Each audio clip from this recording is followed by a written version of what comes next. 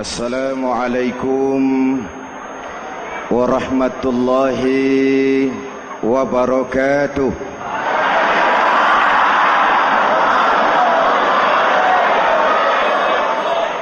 Alhamdulillahi rabbil alamin. Wassalatu wassalamu ala asyrafil mursalin Sayyidina wa maulana Muhammadin wa ala alihi wa sahbihi ajmain, amma ba'du.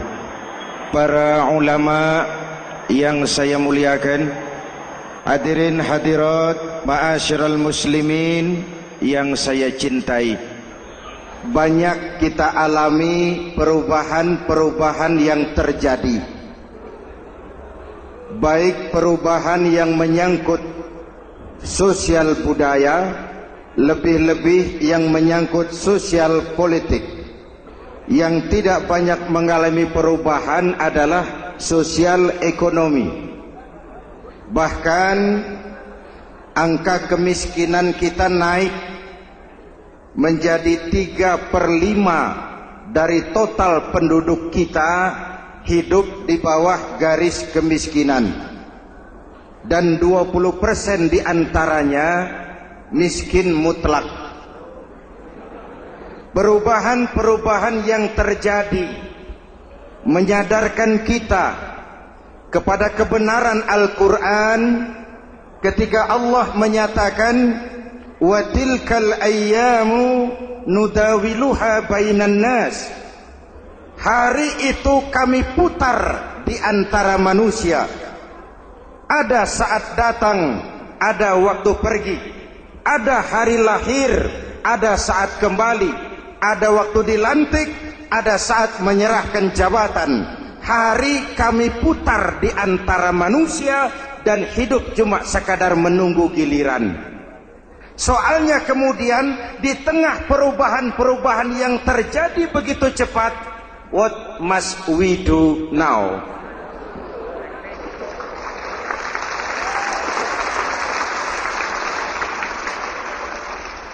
Saya juga nggak ngerti itu. Yang penting kan penampilan. Saudara-saudara kaum muslimin di seluruh tanah air, jadi pemimpin adalah pelayan bagi orang yang dipimpinnya. Okelah, perbaikan ekonomi, pembukaan lapangan kerja baru kita serahkan kepada pemerintah, karena kita percaya mereka orang-orang terpilih belaka yang dipilih dengan kepercayaan akan mampu membawa rakyat keluar dari kesulitan. Amin. Tugas kita sekarang di zaman susah meluruskan akidah. Jangan sampai mbah dukun yang naik ke permukaan. Betul? Islam misinya yang pertama membebaskan manusia dari kemusyrikan. 13 tahun Rasul berjuang di Mekah, menanamkan akidah, meluruskan keyakinan, membentuk iman. 13 tahun membebaskan manusia dari belenggu kemusyrikan.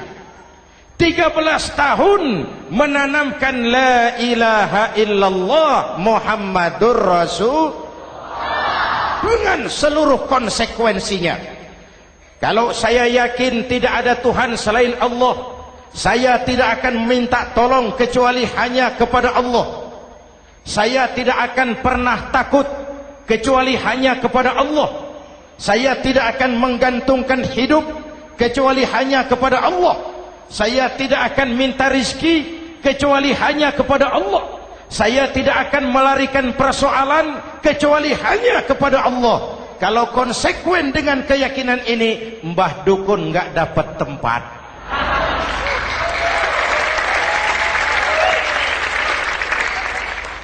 Akur?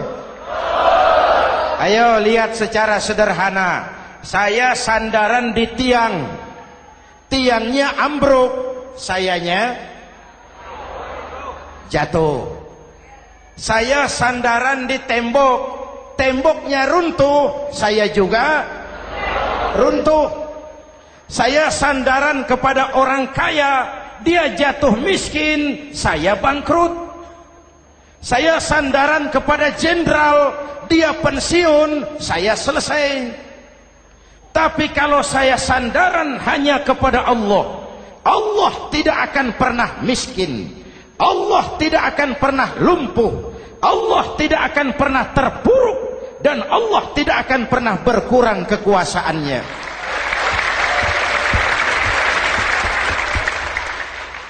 Maka umat Islam, sesulit apapun zaman yang kita hadapi, Allah juga tempat kita bersandar.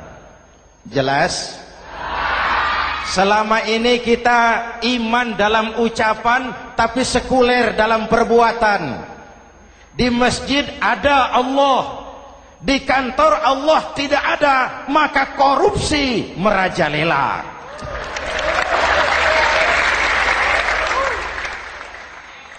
Di masjid ada Allah, di pasar Allah tidak ada, maka timbangan tetap curang. Kita iman dalam ucapan, tapi sekuler dalam perbuatan. Oleh karena itu, sesulit apapun zaman yang kita hadapi, iman jugalah pegangan kita, Allah juga tempat kita bersandar. Boleh zaman berubah, akidah jangan sampai goyah. Karena iman kita hidup, untuk iman kita berjuang, dan dalam iman kita ingin kembali menghadap Allah Subhanahu. Selama ini manusia Indonesia kita lebih banyak diisi otaknya, hati sering kosong, agama dangkal, akidah rapuh, moral rendah. Memang kemudian muncul banyak orang-orang pintar, cuma sayang tidak benar. Indonesia kita bangkrut, Indonesia kita terpuruk, Indonesia kita sakit parah kalau diurus orang yang cuma pintar tapi tidak benar. Kita perlu orang-orang pintar, tapi kita lebih perlu orang benar. Jelas? Kalau cuma pintar tapi tidak benar, itu yang sering saya sampaikan, nanti disuruh ngurus beras malah nimbun beras.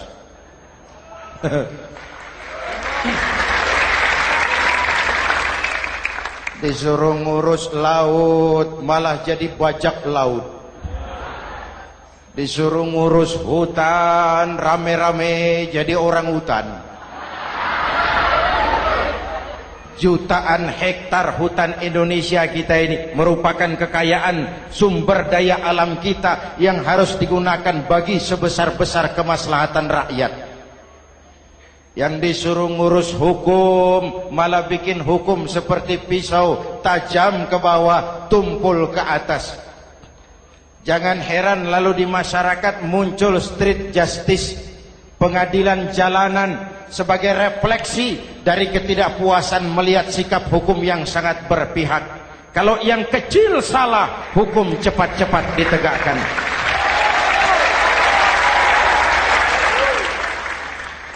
Lihat saja sekarang ini, kalau orang terkenal banyak uang, punya masalah, antri yang bela. Betul? Tapi saudara lihat si Marsinah di Jawa Timur, si Sengkon dan Karta di Jawa Barat, si Udin Bernas wartawan Jogja, terseok-seok mencari keadilan, sampai hari ini urusannya masih remeng-remeng. Kenapa bisa begitu? Jawabannya sederhana, tidak ada fulus. Ada fulus mulus, tidak ada fulus manfus. Betul? Jangan sampai para penegak hukum kita terjebak pada lagu baru, maju tak gentar membela yang bayar. Biar bertentangan dengan nurani, biar bertentangan dengan public opini, biar bertentangan dengan rasa keadilan. Siapa yang bayar, itulah majikan. Mau benar atau salah, belain terus. Kalau seperti inilah hukum kita, mafioso keadilan akan tetap gentayangan. Hadirin yang saya hormati, 13 tahun beliau berjuang di Mekah, meluruskan keyakinan, memantapkan akidah, meneguhkan iman. Dari situ segalanya dimulai, dan ke situ segalanya akan menuju. Intan paling mahal, mutiara paling berharga, tidak lain adalah nilai-nilai keimanan. Kalau itu sudah tergadai, apalagi yang bisa kita banggakan dalam kehidupan ini? Kita merasa harta kita berharga, belum ada artinya ketimbang iman. Kedudukan kita punya nilai pun belum ada artinya ketimbang dengan nilai-nilai keimanan. Itu intan paling mahal, itu mutiara paling berharga. Harta baru ada manfaatnya kalau dilandasi dengan iman. Jabatan dan kedudukan baru terasa gunanya kalau dilandasi dengan keimanan. Kalau jabatan lepas dari iman, yang akan lahir Fir'aun baru. Jelas? Kalau harta terlepas dari iman, yang akan muncul adalah konglomerat Korun. Kalau ilmu pengetahuan terlepas dari nilai dasar keimanan, maka yang akan muncul adalah ilmuwan pelacur yang menyalahkan yang benar, membenarkan yang salah untuk kepentingan pribadi. Dan kondisi seperti itu tidak akan membuat kita makin sehat. Oleh karena itu, pada kesempatan ini, pesan pertama saya, menghadapi zaman susah, tetap jaga akidah, tetap pelihara keyakinan. Kesulitan bukan untuk ditakuti, untuk diatasi. Hidup adalah kerja keras, bukan keajaiban. Perubahan tidak akan datang hanya dengan simsalabim abragadabra. Perubahan tidak akan muncul hanya dengan berandai-andai. Perubahan tidak akan turun dari langit seperti turunnya embun di waktu malam. Perubahan adalah kerja keras, sehingga Al-Quran membimbing kita, innallaha la yughayyiru ma biqaumin hatta yughayyiru ma bi anfusihim. Allah tidak akan mengubah keadaan suatu bangsa kalau mereka tidak mau mengubah apa yang ada di dalam diri mereka. Yang ada di dalam diri itu rule of thinking, state of mind, cara kita berpikir, cara kita memandang kehidupan, cara kita mengatasi persoalan. Hadirin yang saya hormati, inilah iman. Berangkat dari ini kita menyadari, ini ujian buat kita rakyat. Dan kita rakyat Indonesia ini kalau sama susah sih sudah kenyang. Ya Pak? Ya Pak? Kita ini sebagai bangsa mengalami apa yang disebut oleh Bung Karno up and down, naik turun, timbul tenggelam, pasang surut. 350 tahun dijajah oleh Belanda, kita susah. Berangkat Belanda masuk Jepang, susah lagi. Pergi Jepang, datang nikah, susah lagi. Lalu kita merdeka, dirongrong oleh berbagai pemberontakan, susah lagi. Makan bulgur, antri minyak. Lalu PKI berontak, susah lagi. Muncul Orde Baru, lama-lama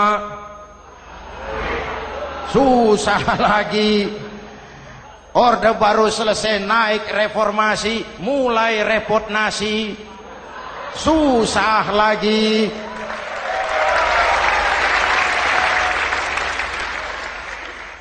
Kalau susah kita ini sudah akrab, sudah intim. Mestinya kalau sudah susah seperti itu, jangan salah sikap menyikapi kesusahan. Jangan sampai kita potong kompas, ambil jalan pintas, terjebak menghalalkan segala cara. Itu tidak akan menguntungkan. Itu tidak akan menyelesaikan.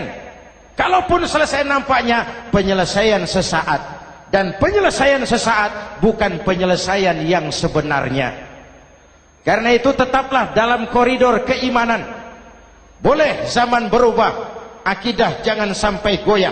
Silahkan masa berganti, tapi keyakinan jangan mati. Sekali la ilaha illallah sampai tetes darah paling penghabisan, tetap la ilaha illallah. Sanggup? 3 orang. Sanggup?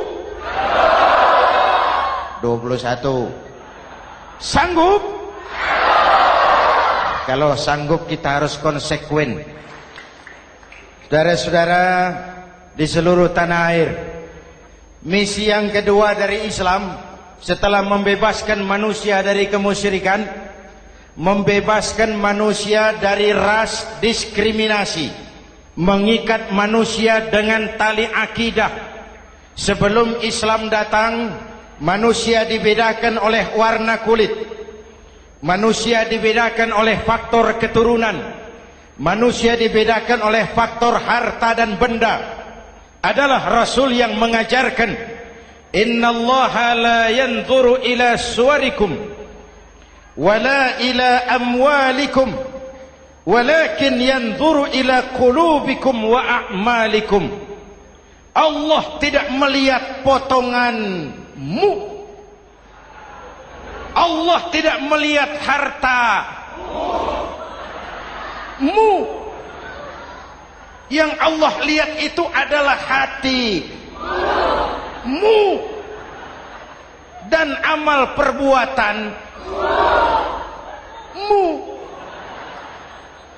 Jauh sebelum Amerika teriak-teriak membanggakan apa yang mereka sebut sebagai Declaration of Independence, Nabi sudah mengajarkan kepada kita semua, An-nas kulluhum li Adam wa Adam min turab la fadla li Arabiyyin ala ujamiyyin illa bittaqwa. Seluruh manusia berasal dari Adam. Adam diciptakan dari tanah. Tidak ada kelebihan Arab dengan yang bukan Arab kecuali takwanya. Jauh sebelum Amerika mencanangkan bahwa semua manusia dilahirkan sama, that all men are created equal. Jauh sebelum itu Islam sudah membebaskan manusia dari ras diskriminasi. Apa dalam konteks kekinian? Menghadapi zaman susah tetap jaga kerukunan. Ya Pak, ya Bu, oi Bu. Menghadapi zaman susah tetap jaga kerukunan, baik antar umat seagama, antar umat beragama, maupun antar umat beragama dengan pemerintah. Menjaga kerukunan. Jangan saling sikat sikut di antara kita. Sebab kalau sudah rukun, saya ajak berhitung. 1 ditambah 1 sama dengan, itu matematika namanya. Hasilnya pasti.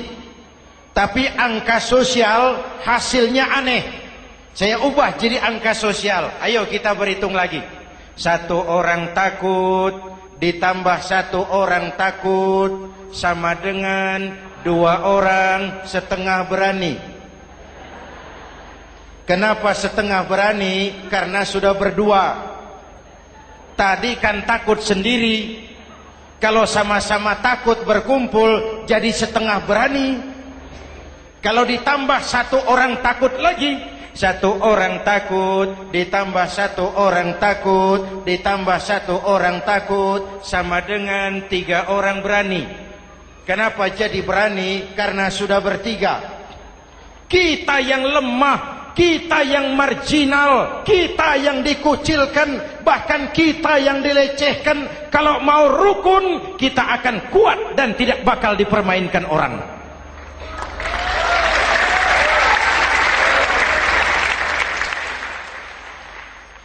Tapi kalau rukunnya yang satu mau menikam yang lain, saya ajak berhitung lagi. Yuk berhitung yuk.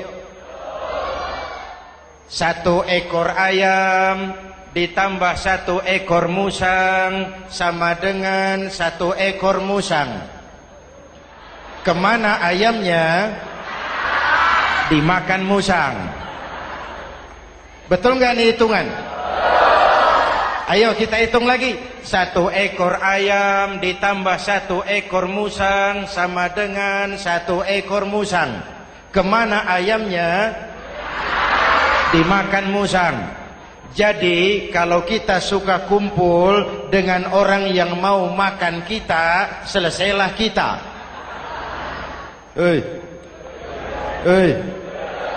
Maka kalau merasa kita ini ayam, yuk kumpul sama-sama ayam, pulang ke kandang ayam.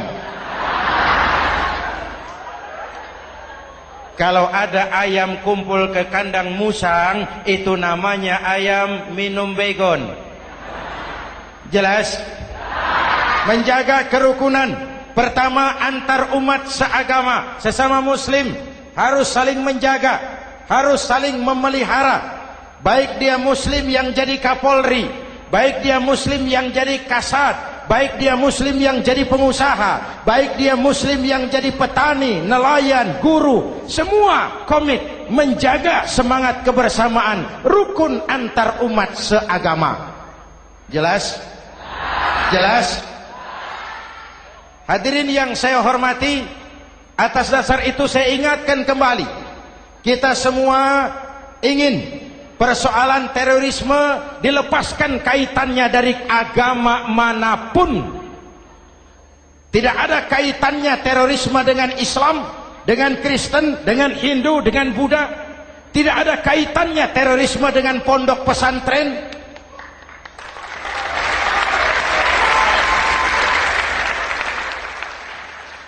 Jangan sampai pesantren jadi kambing hitam.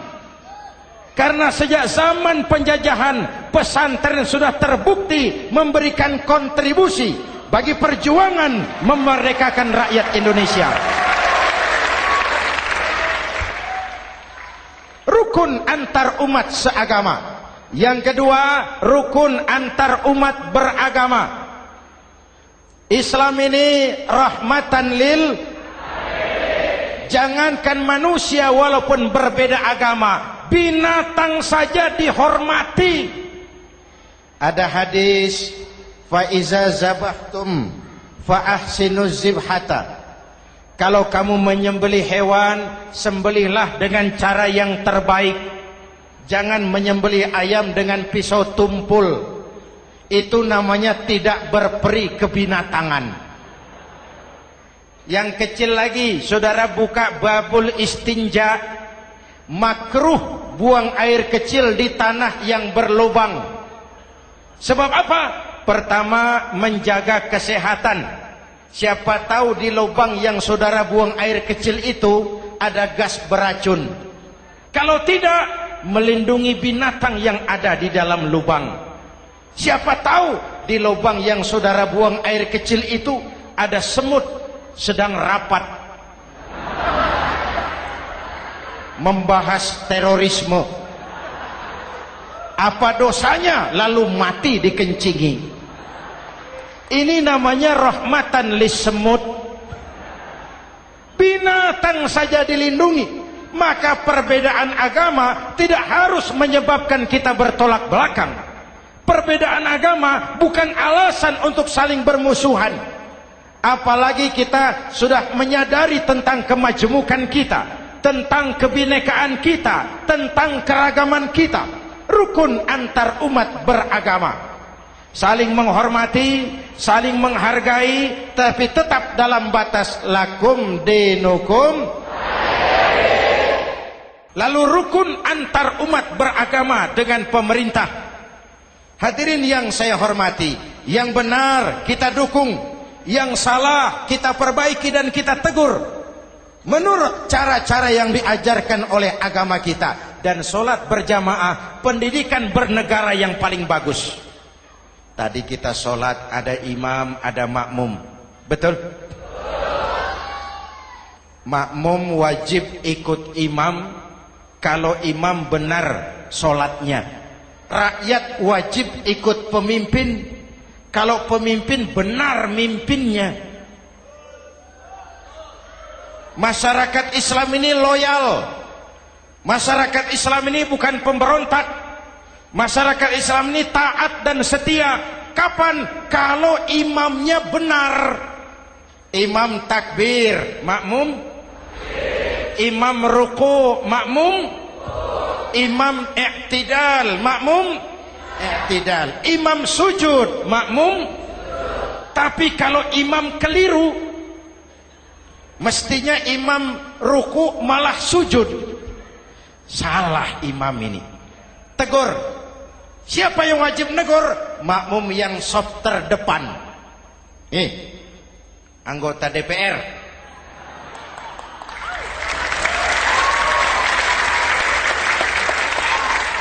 Ini wakil-wakil makmum ini, saf di depan ini. Kalau imam keliru, mereka paling tahu. Ngomong. Tegur. Bagaimana negurnya? Ada aturan main. Mestinya ruku, imam sujud. Salah ini imam. Subhanallah. Kan begitu negurnya. Betul? Tidak boleh juga imam keliru, makmum emosi. Main pegang. Weh, makmum salah. Hoi, hoi. Kacau solat. Betul? Anggota dewan ini, saf di depan. Itu kalau imam keliru. Satu saat imam buang angin. Namanya manusia bisa buang angin toh. Apa makmum lalu berkata, demi kesetiaan saya kepada imam, imam buang angin, saya lebih keras lagi. Itu namanya fanatisme buta, loyalitas yang goblok. Imam buang angin, minggir. Iyyaka na'budu wa iyyaka nasta'in. Sampai situ imam buang angin, minggir imam. Lalu saf yang di depan maju. Tidak usah bikin solat baru, teruskan pekerjaan imam. Ihdinas siratal mustaqim. Teruskan. Kenapa? Kalau bikin solat baru lagi, nanti buang angin lagi. Bikin lagi solat. Kapan selesainya solat? Kapan selesainya membangun negara ini? Yang penting imam tahu diri, buang angin, minggir.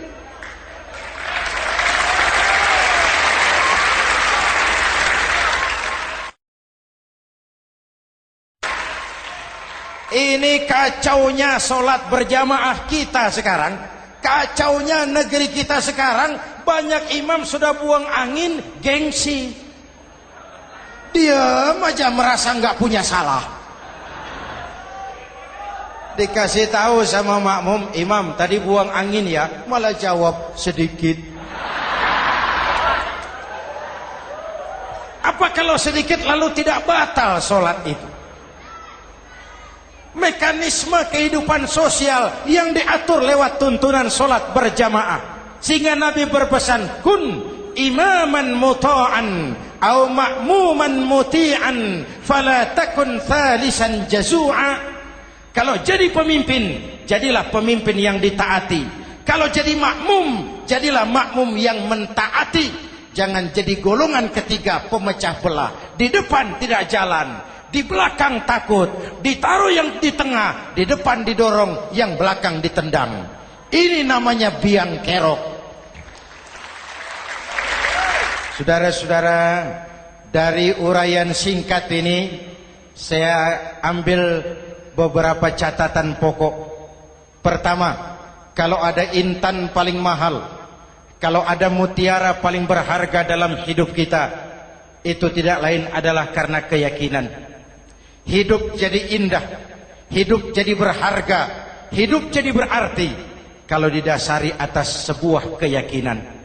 Dan keyakinan itu tidak lain adalah nilai iman kita, akidah kita kepada Allah Subhanahu wa ta'ala. Yang kedua, tetap menjaga kerukunan. Sesulit apapun zaman yang kita hadapi, kita tetap harus menjaga semangat kebersamaan.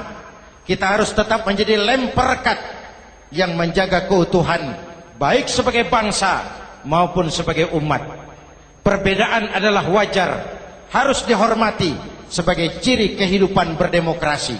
Tapi jangan perbedaan menjadi sebab kita bermusuhan, dan jangan perbedaan menyebabkan kita saling berpecah belah. Hormati perbedaan, jangan perbedaan dipandang sebagai permusuhan. Dengan akidah yang kuat dan kebersamaan yang kokoh, ayo kita hadapi kesulitan, kita atasi kesulitan, dan dengan kerja keras untuk menyongsong hari esok yang lebih pasti. Mari kita Fatihah. Semoga Allah memelihara kita bangsa Indonesia. Ala hadhihi niyah wa ila hadratin Nabi. Al-Fatihah.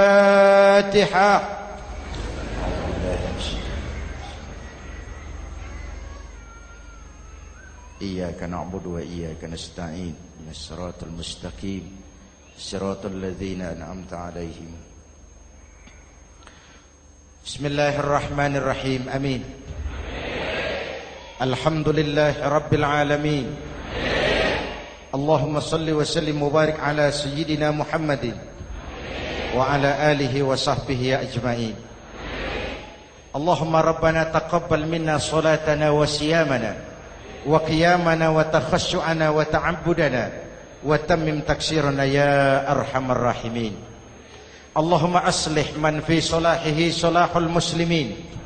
Allahumma ahlik man fi halakihi salahul muslimin. Allahumma Rabbana la tu'akhizna in nasina aw akhtana. Rabbana wa la tahmil alaina isran kama hamaltahu ala alladhina min qablina. Rabbana wa la tuhammilna ma la taqata lana bih wa'fu 'anna waghfir lana warhamna anta maulana fansurna 'alal qaumil kafirin. Allahumma ij'alna minas su'ada'il makbulin wa la taj'alna minal ashqiya'il mardudin. Afdalu ma qultuhu ana wan nabiyyuna min qabli. La ilaha illallah.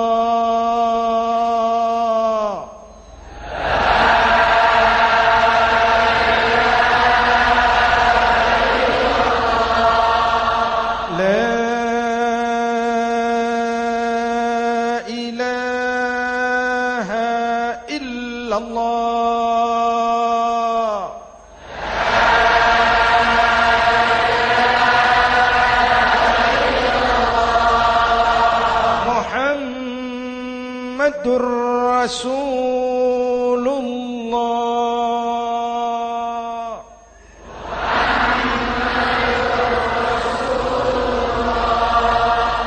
Sallallahu alaihi wa alihi wa sallam. Kalimatu haqqin 'alaiha nahya wa 'alaiha namut wa 'alaiha wa biha nub'atsu insyaallah minal aminin minal aminin minal aminin rahmatika ya arhamar rahimin. Sallallahu ala Sayyidina Muhammad wa ala alihi wa sahbihi ajma'in. Ana rabbika rabbil izzati amma yasifun. Salamun alal mursalin. Walhamdulillah rabbil alamin. Jumpa lagi di lain kesempatan insyaallah. Wassalamualaikum warahmatullahi wabarakatuh.